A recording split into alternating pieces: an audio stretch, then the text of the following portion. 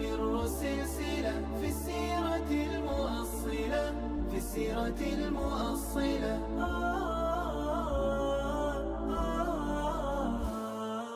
الحمد للہ رب العالمین والصلاة والسلام علی سید المرسلین وعلی آلہ وصحبہ اجمعین. غزوات النبی سیریز کے اگلی ایپیسوڈ کے ساتھ حاضر خدمت ہیں. پچھلے ایپیسوڈ میں ہم یہ بات کر چکے کہ غزوہ خیبر کا کیا پس منظر تھا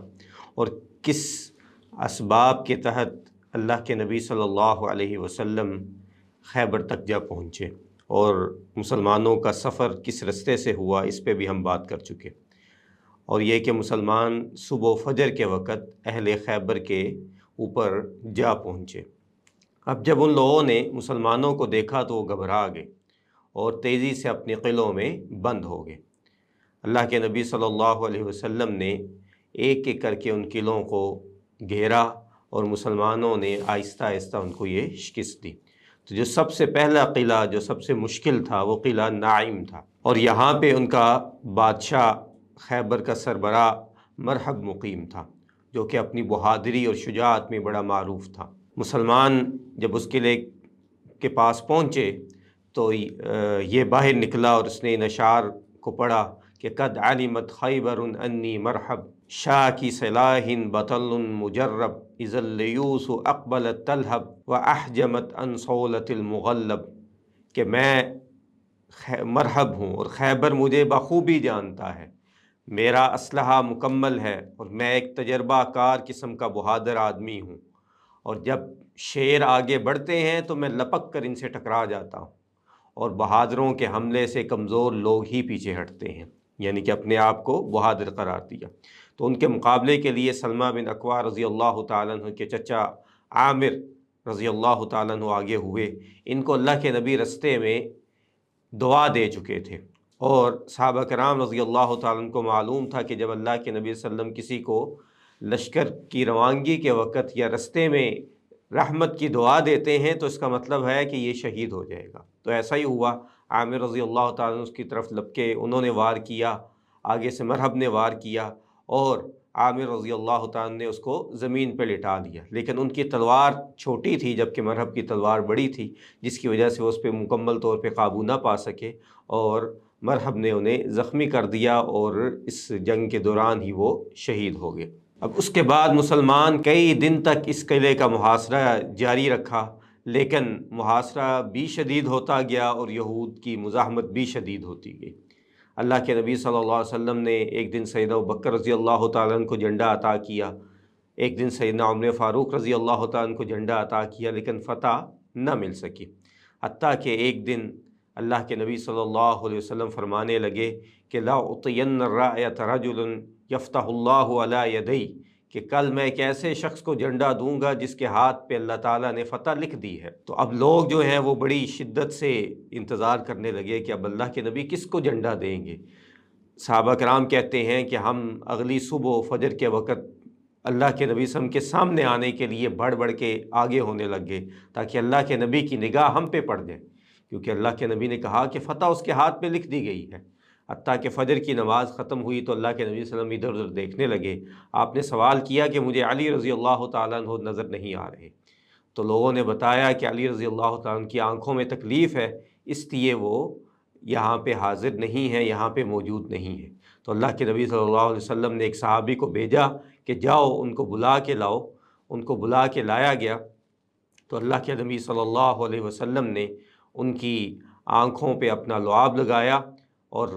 کہا جاتا ہے کہ ان کی ایک آنکھ خراب تھی تو اس پہ لعاب لگایا، اور سیدنا علی رضی اللہ تعالیٰ عنہ کہتے ہیں کہ وہ آنکھ ایسے ہوگی جیسے کبھی اس کو مسئلہ ہی نہیں تھا، اور اس کی نظر ساری زندگی جو ہے دوسری آنکھ کے مقابلے میں زیادہ تیز ہوگی. اللہ کے نبی صلی اللہ علیہ وسلم نے ان کو دعا دی اور پھر اس کے بعد ان کو کہا کہ جاؤ ان کے ساتھ قتال کرو، اور کہا کہ علی رسلک حتی تنزل بساحتہم ثم ادعوهم الى الاسلام واخبرهم بما يحب عليهم فوالله لئن يهدي بك رجل واحد خير لك من حمر النعم. اللہ کے نبی صاحب نے فرمایا کہ جاؤ انتظار کرو، اس کے بعد ان کے مقابلے میں آ جاؤ اور سب سے پہلے انہیں اسلام کی دعوت دو. اگر تمہاری دعوت پہ ایک شخص بھی ہدایت پہ آ جائے تو تمہارے لیے 100 سرخ اونٹوں سے بہتر ہے. اور یہ سرخ اونٹ عربوں کے ہاں بڑی اہمیت کے حامل تھے، کیونکہ یہ بڑے قیمتی سمجھے جاتے تھے، تو اللہ کے نبی نے کہا کہ ان سے بہتر ہے۔ تو یہ مراد نہیں تھا کہ 100 اونٹوں کی قیمت ہو تو اس کے آس پاس سے، بلکہ مراد یہ تھا کہ یہ بہت اچھا عمل ہے، انتہائی زیادہ فائدے والا عمل ہے۔ اب سیدنا علی رضی اللہ تعالیٰ عنہ اس کے مقابلے میں نکلے تو سیدنا علی رضی اللہ تعالیٰ نے بھی اشعار پڑھے۔ سیدنا علی رضی اللہ تعالیٰ نے فرمایا کہ انا الذی سمیتنی امی حیدرا کریہ المنظرا او فیہم بساعی قیل سندرا، کہ میں وہ ہوں کہ جس کو اس کی ماں نے حیدر کا نام دیا ہے، اور حیدر عربوں کے ہاں اس شیر کو کہا جاتا ہے جو خونخوار اور حملے کے لیے تیار ہوتا ہے، اور کہنے لگے کہ جس کا منظر ہیبت ناک ہوتا ہے، اور میں دشمن کو ایسی ضرب مارتا ہوں کہ اس کو اپنے زخم کو بھرنے کے لیے جو ہے وہ کچھ وقت لگانا پڑتا ہے۔ اب اس کے بعد سیدنا علی اور اس کے درمیان جو ہے وہ تلوار بازی کا مقابلہ شروع ہو گیا، اور سیدنا علی رضی اللہ عنہ نے آخر کار اسے زیر کر دیا اور اسے زمین پہ گرا دیا اور اس کو قتل کر دیا، اور اللہ کے نبی صلی اللہ علیہ وسلم نے اس کا جو لباس اور تلوار تھا وہ سیدنا علی رضی اللہ تعالیٰ عنہ کو عنایت کر دی۔ اب اس کے بعد مرحب کا بھائی یاسر نکلا اور اس نے مقابلے کی دعوت دی، تو سیدنا زبیر بن عوام رضی اللہ تعالیٰ عنہ اس کے مقابلے کے لیے نکلے اور اس کو قتل کر دیا۔ اسی دوران اب مسلمانوں اور ان کے درمیان وہ لوگ باہر نکل آئے اور شدید قسم کی لڑائی شروع ہو گئی، اور جو اتنے دن وہ مقیم تھے، محاصرے کے اندر بند تھے، اب وہ مقابلے کے لیے آ گئے، اور لڑائی شدید ہوئی۔ اس دوران ایک شخص بڑی بہادری کے ساتھ لڑا اور لڑتے لڑتے شہید ہو گیا، لوگ اس پہ فخر کرنے لگے، تو اللہ کے نبی صلی اللہ علیہ وسلم کو بتایا گیا تو آپ نے کہا کہ وہ تو مسلمان ہی نہیں ہے۔ اس کے بعد اللہ کے نبی صلی اللہ علیہ وسلم نے فرمایا کہ انہ لا يدخل الجنۃ الا نفس مسلمہ، کہ جنت میں سوائے مسلمان شخص کے کوئی دوسرا داخل نہیں ہو سکتا، جو اللہ اور اس کے رسول پہ ایمان رکھتا ہو وہی داخل ہوگا۔ اور پھر فرمایا کہ وَإِنَّ اللَّهَ لَيُؤَيِّدُ هَذَا الدِّينَ بِرَجُلٍ فَاجِرٍ، کہ ہو سکتا ہے کہ اللہ تعالیٰ اپنے دین کی مدد کے لیے کسی فاجر، گنہگار، کافر شخص کی مدد بھی کر دے کہ اس کے ذریعے دین کو تائید مل جائے، دین کو مدد مل جائے۔ اور یہ لڑائی اتنی شدید چلی کہ سلمہ بن عقوہ رضی اللہ تعالیٰ عنہ کے بارے میں آتا ہے کہ اللہ کے نبی صلی اللہ علیہ وسلم کی وفات کے بعد تابعین ان کے پاس موجود تھے، تو انہوں نے ان کی پنڈلی پہ ایک زخم کا نشان دیکھا تو پوچھا کہ یہ کیا ہے؟ تو سلمہ رضی اللہ تعالیٰ عنہ کہنے لگے کہ یہ خیبر کے دن کا نشان ہے، جس دن ہم نے شدید لڑائی کی اور میں شدید زخمی ہو گیا اور مجھے اللہ کے نبی کے پاس لایا گیا، تو آپ صلی اللہ علیہ وسلم نے 3 بار پھونک ماری، اس کے بعد میری پنڈلی جو ہے وہ درست ہوگی، لیکن یہ نشان جو ہے یہ موجود ہے۔ اس کے بعد یہ قلعہ فتح ہو گیا، اور یہ سب سے مشکل اس علاقے کا قلعہ تھا، اس منطقے کا، اور اگلے قلعے کا نام قلعہ صعب تھا، جو کہ نام کا مطلب ہی مشکل تھا، اور یہاں پہ بھی مسلمانوں نے 3 دن تک گھیراؤ کیے رکھا۔ اللہ کے نبی صلی اللہ علیہ وسلم نے سیدنا حباب بن منظر رضی اللہ تعالیٰ عنہ کو قیادت سونپی، اور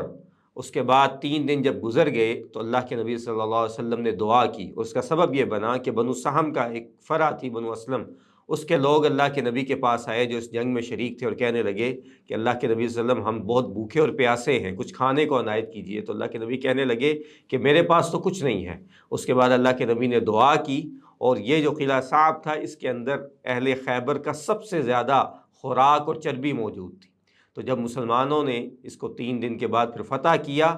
تو بہت زیادہ خوراک اور چربی مسلمانوں کو میسر ہوئی۔ اسی موقع پہ کچھ لوگوں نے جو ہے وہ گھریلو گدھے جو ہوتے ہیں ان کو ذبح کیا، تو اللہ کے نبی صلی اللہ علیہ وسلم کو پتہ چلا تو آپ نے کہا کہ اب کی بار یہ کھا لو، اس کے بعد یہ آئندہ سے میری امت پہ حرام ہو گئے۔ اور سیدنا عبداللہ ابن عباس رضی اللہ تعالیٰ عنہ کی بھی حدیث موجود ہے کہ خیبر کے دن اللہ کے نبی صلی اللہ علیہ وسلم نے جو ہے وہ گھریلو گدھے اور اسی طرح نکاح متع دونوں کو حرام قرار دے دیا۔ اب اس کے بعد ان 2 قلعوں کو چھوڑ کے سب لوگ جو ہے وہ قلعہ زبیر میں جمع ہو گئے، اور قلعہ زبیر جو ہے خیبر کا علاقہ چونکہ پہاڑی تھا تو یہ پہاڑ کے اوپر واقع تھا، اور بڑی پہاڑی اس قسم کی تھی جس پہ تیزی سے چڑھا نہیں جا سکتا تھا، اور اس قلعے کے اندر ان کی 1 ماہ کی خوراک موجود تھی، اور 3 دن تک مسلمانوں نے ان کا محاصرہ کیے رکھا، حتیٰ کہ اللہ کے نبی صلی اللہ علیہ وسلم کو ایک یہودی نے جو مسلمانوں کا ہی مخبر اور جاسوس تھا، اس نے اطلاع دی کہ اس طرح تو یہ محاصرہ کبھی آپ نہیں پورا کر سکتے، تو بہتر یہ ہے کہ آپ ان کی پانی کی سپلائی روک لیں، کیونکہ ان کا پانی نیچے سے جاتا ہے، اور اگر آپ ان کا پانی بند کر دیں گے تو یہ لوگ باہر نکل آئیں گے۔ تو ایسا ہی ہوا، مسلمانوں نے جب ان کا پانی بند کیا تو لوگ قلعے سے باہر نکل آئے، اور سب سے شدید پھر لڑائی یہاں پہ ہوئی، جس میں جو ہے 10 کے قریب یہودی مارے گئے، اور اس میں مسلمانوں کی بھی کچھ شہادتیں ہوئیں۔ اور اس قلعے سے مسلمانوں کو جو ہے وہ ایک خاص قسم کی منجنیق اور دبابے ملے، اور یہ منجنیق کیا تھی کہ جس کے ذریعے سے جو ہے وہ پتھر باری باری جو ہے وہ دور تک پھینکے جا سکتے تھے، اور دبابہ وہ ایک طرح کا اس دور کا ٹینک تھا کہ اس کے اندر چھپ کے بہت سے لوگ جو ہے وہ تاکہ اوپر سے کوئی حملہ نہ کرے، تو اس کی اوٹ میں جو ڈبہ نواسا وہ چیز ہوتی تھی، تو اس کی اوٹ میں جا کے جو ہے وہ دشمن پہ حملہ آور ہوتے تھے۔ تو اب اگلا جو قلعہ تھا وہ قلعہ ابئی تھا، تو یہاں پہ یہودی جو ہے ایک ایک کر کے نکلے۔ پہلا یہودی نکلا تو اس کو ایک مسلمان نے قتل کر دیا، پھر ابو دجانہ رضی اللہ تعالیٰ عنہ نکلے اور دوسرے یہودی کو قتل کیا، اور تیزی سے قلعے کے دروازے کی طرف گئے اور اس میں گھس گئے۔ ان کو دیکھ کے مسلمان بھی تیزی سے ان کے پیچھے گئے، اور اس طرح یہ قلعہ بھی مسلمانوں نے فتح کر دیا۔ اب اس سے اگلا جو قلعہ تھا یہ قلعہ نزار تھا، اور یہ اس منطقہ کا آخری قلعہ تھا، اور اس قلعے میں یہود نے اپنے بچوں اور خواتین کو بھی جمع کیا ہوا تھا۔ اب مسلمانوں نے گھراؤ کیا لیکن کوئی صورتحال نظر نہیں آ رہی تھی، کیونکہ یہ مضبوط بھی تھا، حتیٰ کہ اللہ کے نبی صلی اللہ علیہ وسلم نے حکم دیا کہ اس منجنیق کو ہی استعمال کیا جائے، تو ان منجنیقوں کو استعمال کیا گیا جو پچھلے قلعوں میں ملی تھیں، تو اس نے بہت جلد ان کی دیواروں میں شگاف ڈال دیے، اور یہود جو ہے وہ باہر نکل آئے، اور اس طرح یہ پہلا منطقہ جو ہے وہ مکمل ہو گیا، اور مسلمانوں نے اس پہ جو ہے وہ فتح حاصل کر لی۔ اب دوسرا منطقہ جسے قطیبہ کہا جاتا تھا، یہاں پہ بنو نذیر یہود کی زیادہ تر رہائشیں تھیں، اور سب سے پہلا قلعہ جو ہے وہ سلالم تھا، جہاں پہ ابو الحقیق نامی جو یہودی سردار تھا بنو نذیر کا، وہ اور اس کی اولاد اور اس کے قریبی لوگ یہاں پہ موجود تھے، اور یہاں پہ مسلمانوں نے 14 دن تک محاصرہ کیے رکھا، اور اس کے بعد کنہانہ بن ابو الحقیق نے مسلمانوں کو صلح کا پیغام بھیجا۔ اللہ کے نبی صلی اللہ علیہ وسلم نے اس کو بلایا اور کہا کہ تم نے وعدہ خلافی نہیں کرنی، اور اس کے ساتھ ساتھ اللہ کے نبی صلی اللہ علیہ وسلم کو ایک یہودی نے یہ اطلاع دی کہ انہوں نے اپنا کچھ خزانہ چھپا کے رکھا ہوا ہے جو کسی جگہ پہ ہے، اور ایک کھال کے اندر بند ہے جس میں سونا چاندی کے جواہرات اور اس طرح کی قیمتی چیزیں موجود ہیں، تو یہ آپ سے خیانت کر رہے ہیں۔ اللہ کے نبی نے ان کو کہا کہ تم خیانت تو نہیں کر رہے، تو اس نے کہا کہ نہیں۔ اللہ کے نبی صلی اللہ علیہ وسلم نے سیدنا زبیر بن عوام رضی اللہ تعالیٰ عنہ کو حکم دیا کہ اس سے جا کے تفتیش کرو، تو زبیر رضی اللہ تعالیٰ عنہ نے جب اس کو مار پیٹ کی تو وہ کچھ خزانہ جو ہے مان گیا۔ اب وہ ایک جگہ کو جا کے کھودا گیا تو وہاں سے خزانہ نکلا۔ اللہ کے نبی نے کہا کچھ اور بھی چھپایا، تو اس نے پھر انکار کر دیا۔ پھر جب اس کو تشدد کا نشانہ بنایا گیا تو باقی خزانہ بھی جو ہے وہ مل گیا، لیکن اب وعدہ خلافی کی بنا پہ اللہ کے نبی صلی اللہ علیہ وسلم نے محمد بن مسلمہ انصاری رضی اللہ تعالیٰ عنہ کے حوالے اس کو کر دیا، کیونکہ اس نے محمود بن مسلمہ رضی اللہ تعالیٰ عنہ کو چکی کے پاٹ سے جو ہے اس جنگ کی ابتدا میں شہید کر دیا تھا، تو اب اس کے بدلے میں اس کو قتل کر دیا گیا، اور یہ سارا علاقہ جو ہے مسلمانوں نے فتح کر لیا۔ اس کے بعد اس علاقے کے جتنے بھی قلعے تھے ان میں سے کسی نے کوئی خاص مزاحمت نہیں کی، اور یہ سارا علاقہ مسلمانوں نے فتح کیا۔ اور خیبر کا علاقہ جو ہے یہ بہت وسیع و عریض تھا، اور یہ بڑا زرخیز اس دور کے لحاظ سے علاقہ تھا، تو اللہ کے نبی صلی اللہ علیہ وسلم نے ان کے جو ہے بچوں اور غلام اور جو عورتیں تھیں ان کو غلام اور لونڈیاں بنایا، اور انہی میں ام المومنین سیدہ صفیہ بنت حیی بن اخطب رضی اللہ تعالیٰ عنہ بھی تھی۔ حیی بن اخطب کو اللہ کے نبی صلی اللہ علیہ وسلم نے بنو قریظہ کے محاصرے کے دوران قتل کر دیا تھا، وہ ان کی حمایت میں ان کے ساتھ موجود تھا۔ تو صفیہ رضی اللہ تعالیٰ عنہ کی شادی جو ہے وہ کنانہ بن ابو الحقیق کے ساتھ ہوئی تھی، اور ابھی یہ شادی ہوئے 1 یا 2 دن ہی ہوئے تھے، ابھی وہ دلہن ہی تھی۔ تو یہ اللہ کے نبی صلی اللہ علیہ وسلم کے پاس دحیہ کلبی رضی اللہ تعالیٰ عنہ تشریف لائے اور کہا کہ اللہ کے نبی مجھے کوئی لونڈی عنایت کیجیے، تو اللہ کے نبی نے کہا کہ کوئی انتخاب کر لو، تو وہ سیدہ صفیہ رضی اللہ تعالیٰ عنہ کو لے گئے۔ اس کے بعد کچھ صحابہ اللہ کے نبی کے پاس آئے کہ یہ اس قبیلے کی سردارہ خاتون ہیں، تو آپ نے یہ دحیہ کلبی کو عطا کر دی ہیں، تو آپ اس کے ساتھ کوئی اور معاملہ کریں۔ تو اللہ کے نبی نے کہا کہ دحیہ کو بھی بلاؤ اور صفیہ کو بھی بلاؤ، دونوں کو بلایا گیا۔ تو اللہ کے نبی نے داہیہ کو کہا کہ تم کسی اور لونڈی کا انتخاب کرو، اور سیدہ صفیہ رضی اللہ تعالیٰ عنہ پہ اللہ کے نبی صلی اللہ علیہ وسلم نے اسلام پیش کیا، اور انہوں نے اسلام قبول کر لیا۔ تو اللہ کے نبی صلی اللہ علیہ وسلم نے ان کے ساتھ نکاح کر لیا، اور رستے میں ہی ان کا ولیمہ ہوا، اور انہوں نے اللہ کے نبی صلی اللہ علیہ وسلم کو بتایا کہ میں نے خیبر کی جنگ والے دن یا اس سے 1-2 دن پہلے خواب دیکھا، تو میں نے اپنے خاوند کنانہ کو یہ بتایا تو اس نے کہا کہ تم جو ہو مدینہ کے بادشاہ کا خواب دیکھ رہی ہو، اور میرے چہرے پہ تھپڑ رسید کیا۔ تو اللہ کے نبی صلی اللہ علیہ وسلم نے آزادی کے بدلے ان کی جو ہے نکاح کا جو مہر تھا وہ آزادی ہی رکھا، اور اس طرح سیدہ صفیہ رضی اللہ تعالیٰ عنہ جو ہیں وہ ام المومنین بن گئی۔ اور یہاں پہ ایک اور جو واقعہ بہت اہم پیش آیا وہ زہر خوانی کا تھا، کہ اللہ کے نبی صلی اللہ علیہ وسلم کو یہاں کے ایک اور سردار جو بنو نذیر کے ہی سردار تھا، سلام بن مشکم، اس کی بیوی زینب بنت حارثہ نے اللہ کے نبی صلی اللہ علیہ وسلم کی دعوت کی،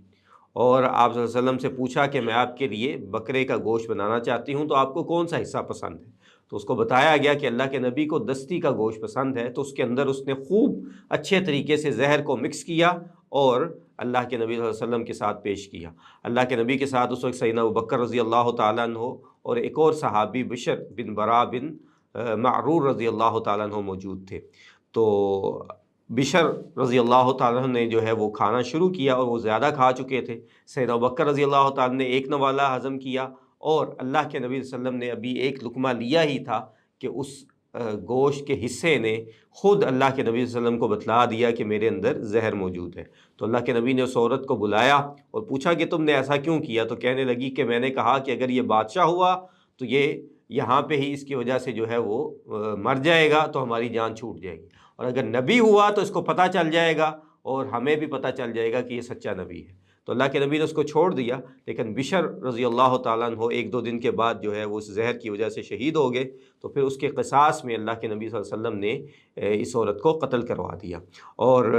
خود سیدنا ابوبکر رضی اللہ تعالیٰ عنہ اور اللہ کے نبی صلی اللہ علیہ وسلم دونوں کو اس زہر کی تکلیف ساری زندگی موجود رہی۔ اتنا شدید قسم کا یہ زہر تھا، اس لیے بہت سے علماء نے سیدنا ابوبکر صدیق رضی اللہ تعالیٰ عنہ کی موت کو شہادت کی موت قرار دیا ہے، کیونکہ اسی زہر کی وجہ سے وہ بیمار ہوئے تھے۔ اور اسی طرح اللہ کے نبی صلی اللہ علیہ وسلم نے بھی اپنے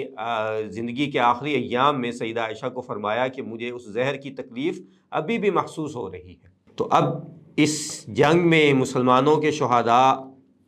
کتنے ہوئے، اور یہود کا کیا نقصان ہوا، اور کس طریقے سے یہود کے ساتھ مصالحت کا فارمولہ طے پایا، اور خیبر کے ارد گرد جو باقی علاقے موجود تھے جہاں پہ یہود آباد تھے ان کے ساتھ مسلمانوں کے کیا معاہدات یا جنگیں ہوئیں، اس کے بارے میں انشاءاللہ ہم اگلی قسط میں بات کریں گے۔ تو ابھی اجازت دیجیے، وآخر دعوانا ان الحمد للہ رب العالمین۔